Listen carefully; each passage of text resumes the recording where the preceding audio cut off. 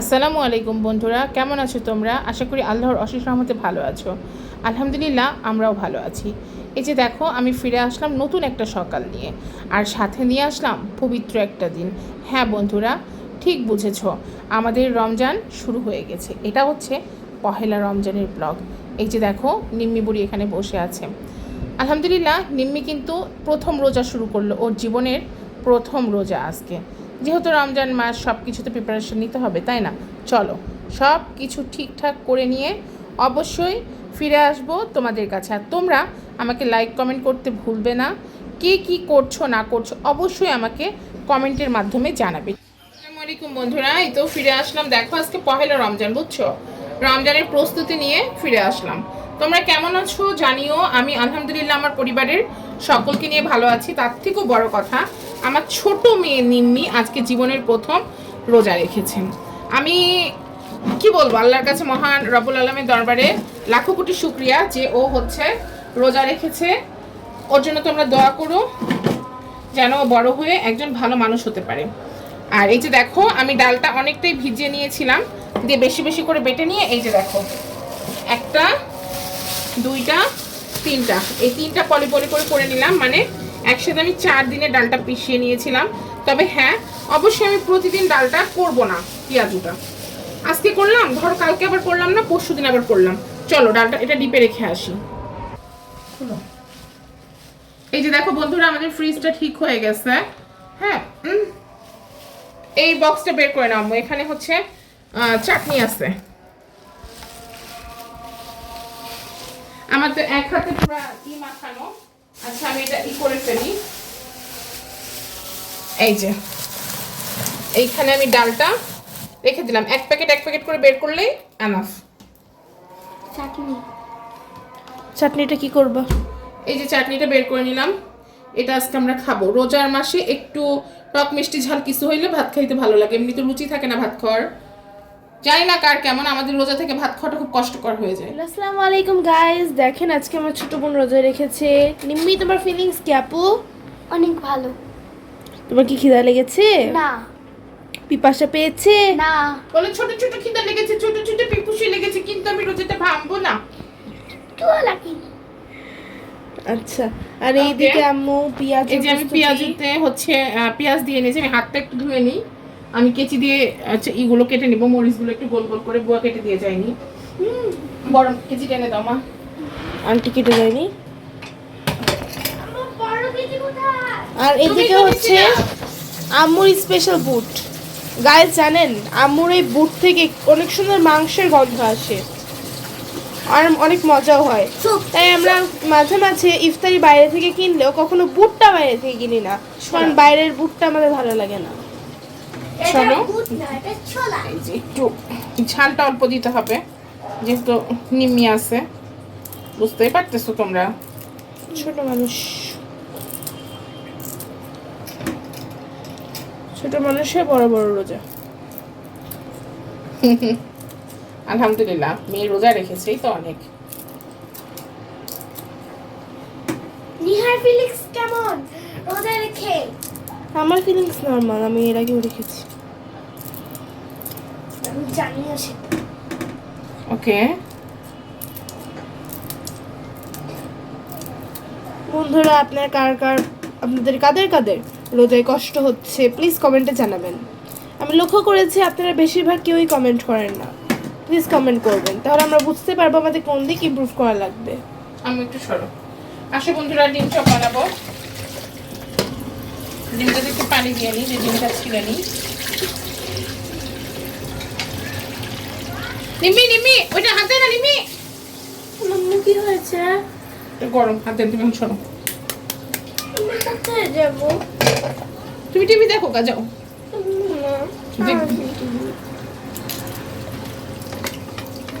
ডিমটা দোলনায় খেলো, দোলনায় খেলো।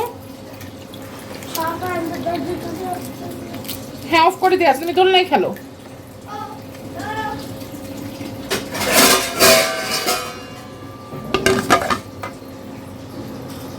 ডিম চপটা আমি 2 ভাবে করব, তোমাদের সাথে অবশ্যই শেয়ার করব।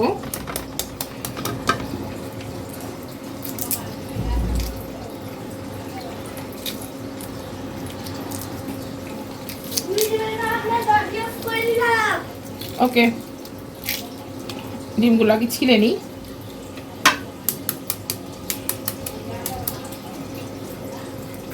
রোজা থেকে মনে হয় কত কিছু খাবো, তাই না? কিন্তু দেখবা ইফতারি করার পর মনটা জুড়িয়ে যাবে, একটু শরবত খেয়েই জান মন সব ভরে যাবে, আর কোনো খাবার খেতে ইচ্ছা করবে না। হ্যাঁ, ঘুরে ফিরে হয়তো দেখা গেল তারাবি নামাজের আগে, তারাবি নামাজের পরে এক একটা করে খাওয়া হইলো সেই, কিন্তু সন্ধ্যা রাত্রে আর ভাত খাওয়া হবে না। আর ভোর রাত্রে তো আমার বড় মেয়ে ভাত খেতেই চায় না। নিম্মিকে আজকে জোর করে আমি 2 থেকে 3 মুখ ভাত দিয়েছি, দিয়ে ও রোজা আছে, ও খায়নি।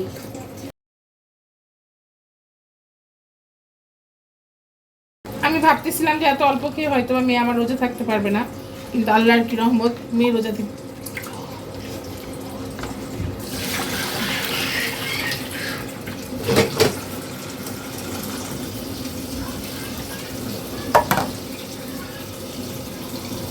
ও তোমাদের সাথে একটা মজার জিনিস শেয়ার করি। যখন নিম্মি ছোট ছিল না, তখন ও চাকু বলতো না, বলতো কাচুটা দাও তো, কাচুটা দাও তো। আর কেচিকে বলতে চেকিটা দাও তো, চেকি। আর মোবাইল, আর মোবাইলকে বলতে মোবাইল। এখন মোবাইল। এখন কিন্তু মোবাইলই বলে, এখনো মোবাইল বলে না। যাও আম্মু, আচ্ছা কাচুটা নিয়ে আসো তো, কাচুটা নিম্মিকে দাও, নিম্মিকে দাও, নিম্মি কাচুটা নিয়ে আসো তো। ওই যে কই? গাইজরাও দেখতে পাচ্ছে, তুমি দেখতে পাচ্ছ না। আমি দেখতে পাই না। না তুমি যাও, ওকে দিয়ে কাম হবে না। কোথায়? বড়টা দিব? হ্যাঁ, ও এটা, এটা চাকু। আমি তো ভাবছিলাম কেচি। গ্রেটারটা নিয়ে আসো, গ্রেটারটা নিয়ে আসো। আচ্ছা, গ্রেটার গ্রেটার গ্রেটার। এই হ্যান্ডেল ধরো, হ্যান্ডেল ধরো, হ্যান্ডেল। হাত কেটে যাবে। গ্রেটারটা একটু ধুয়ে নিলাম, যেহেতু বাইরে ছিল। এটা করতে ছিলার বলে। এটাকে ছিলার বলেন, এটাকে গ্রেটার বলে। এভাবে ছিলে। আও। আমি 2টা ডিম গ্রেট করে নিব। ওকে, চলো। ছিলারটাকে বলে পিলার। ডিম গ্রেট করে। আমি এই রেসিপি আগে খাইনি, ফার্স্ট টাইম খাচ্ছি। আমি জানি না ডিম গ্রেট করে। ও মাই গড, দেখুন গাইস কেমন করে আমি কেটে নিলে সুন্দর করে।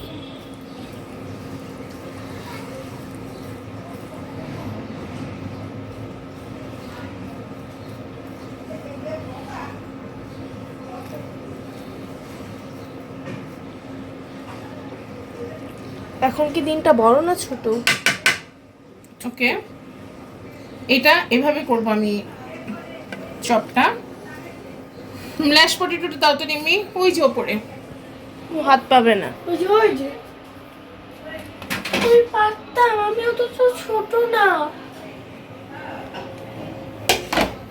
তুমি এই নিয়ে আসো, যাও তুমি, তুমি এদিকে যাও আম্মু, তুমি পেঁয়াজ নিয়ে আসো। কোন পেঁয়াজ নিয়ে আসবো? পেঁয়াজ বলতেছি আম্মু, তুমি লবণ নিয়ে আসো, সরিষার তেল নিয়ে আসো। এই 2টা রেখে দিলাম, এই 2টা আমি বেসনে ডুবাই কিভাবে ভাজবো তোমাদের সাথে শেয়ার করব। ওকে, আমার লবণ সরিষার তেল আর কি? আর কিছু না মা। আমি অতটাও ছোট নেই যে হাত পাচ্ছি। হ্যাঁ তাই তো।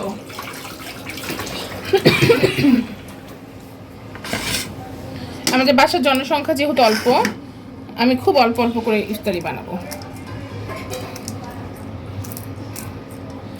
আমার ডিমের সাথে ভর্তা গো। দেখো মা, এটা ভর্তা না, কি এটা? চপ।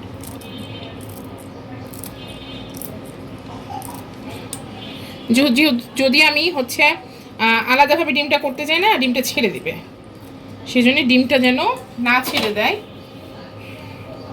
পেঁয়াজটাও খুব অল্প দিব, বাচ্চারা খাবে তো, পেঁয়াজটা আমি বেশি দিব না।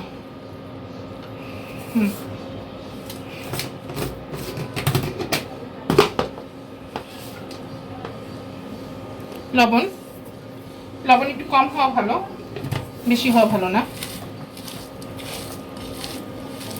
জীবনের প্রথম রোজা। আর দিয়ে দিলাম সরিষার তেল। সরিষার তেলের এই টেস্টটাই মুখের মধ্যে ব্লাস্ট করবে।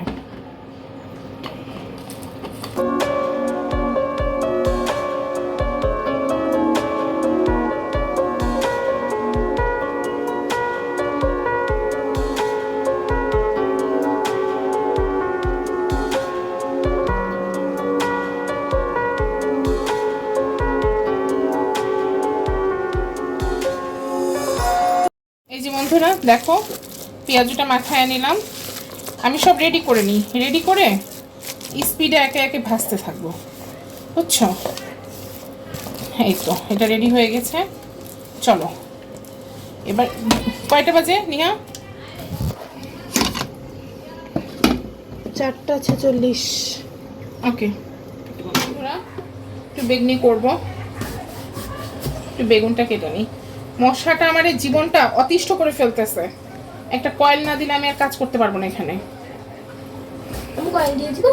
তুমি পারবা না।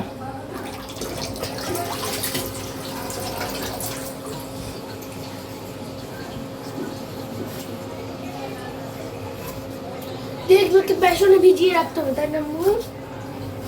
বেসনে ডুবাবো আর ছাড়বো।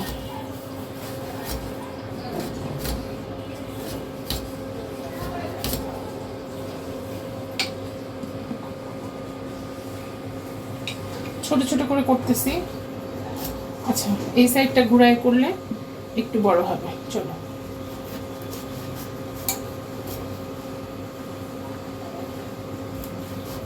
বেগুনটা অনেক দিনের তো, আর মধ্যেখানে ফ্রিজটা একটু সমস্যা ছিল, লুস লুসও হয়ে গেছে বেগুনটা।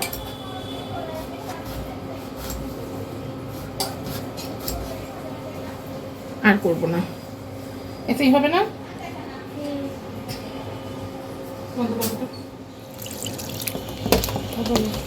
এই যে বন্ধুরা দেখো বেসনটা ঘুলে নিচ্ছি, বেসনটা খুব ভালো করে ঘুলে নিই।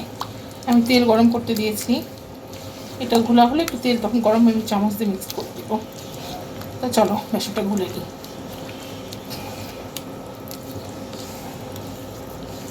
নিম্মিকে দিলে যদি নিম্মি খুলতে পারতো না, নিম্মি। আমি বেসনের মধ্যে একটু হলুদ গুঁড়া, একটু লবণ, মরিচ গুঁড়া আর হচ্ছে জিরা গুঁড়া দিয়েছি।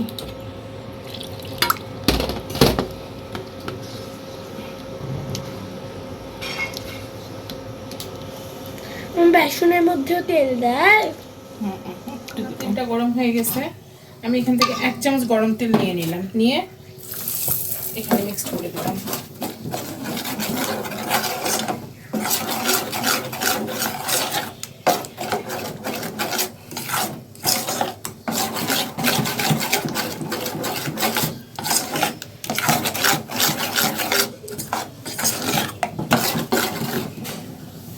চলো প্রথমে চপগুলো ভেজে নিই।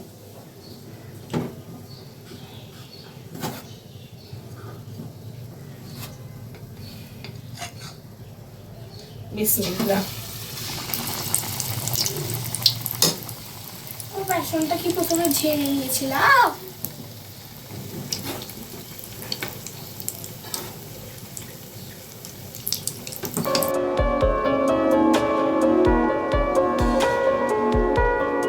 এই যে বন্ধুরা দেখি এর নিচে লেগে গেছে।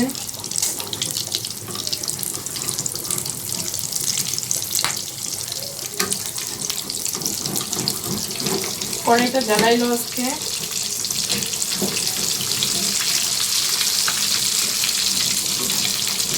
আহা ধ্যাৎ।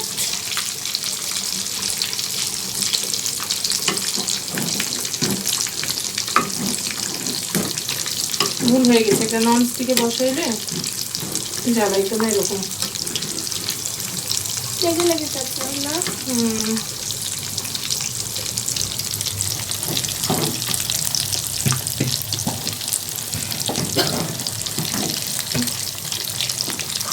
আলু ফুলে ফুলে আসছে, যেহেতু কড়াইটা নিচে লেগে গেছিল। হ্যাঁ একটু ভাজা হোক। নাও।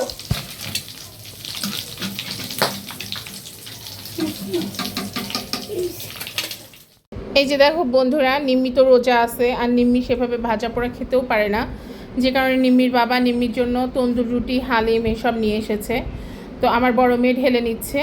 এই যে দেখো একটু তন্দুর রুটি ঢেলে নিয়েছে। আসলে বাসায় ভাজা পোড়া আমি বানানোর চেষ্টা করি, সব রকম না পারলেও হালকা টুকি বানানোর চেষ্টা করি, কিন্তু নিম্মি ভাজা পোড়া মোটেও খেতে চায় না। আর এই যে দেখো সন্ধ্যার সময় সব কিছু আমরা ফ্লোরে নামাই নিয়েছি, আমরা একসঙ্গে ফ্লোরে বসে ইফতারি করতে পছন্দ করি। এখানে দেখো আছে জিলাপি, আছে নিমকি, আছে পেঁয়াজু আমি বানাইছি, বেগনি, চপ, ছোলা, এগুলো সব আমি বাসায় বানাইছি। আর এই যে হালিম, ওর বাবা নিয়ে এসেছে নিম্মি বুড়ির জন্য নিমকি জিলাপিটা অবশ্য বাইরে থেকে কেনা, আর করে নিয়েছিলাম ট্যাঙের শরবত। এখানে শুধু শসা আর খেজুর কাটা হয়েছিল বুঝছো।